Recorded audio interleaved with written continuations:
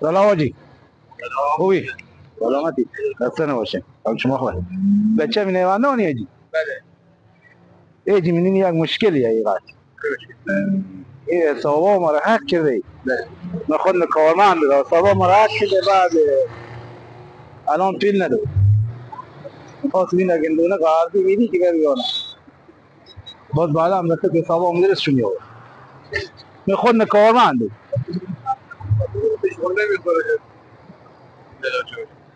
دیگه برای میشه دیگه شعار نیم. یعنی ما حقیقت یعنی 1 میلیارد دیگه که به حساب نمیومد کل سرمایه میرسی به 1,180,000 تومان. بعد دیگه حساب ما را حک کرد. باز انشالله سازمان واقع حساب ما را میاد حساب یا گندونه میخواد در حد کیلو چنده یک در حد 75 ماکس کیلو.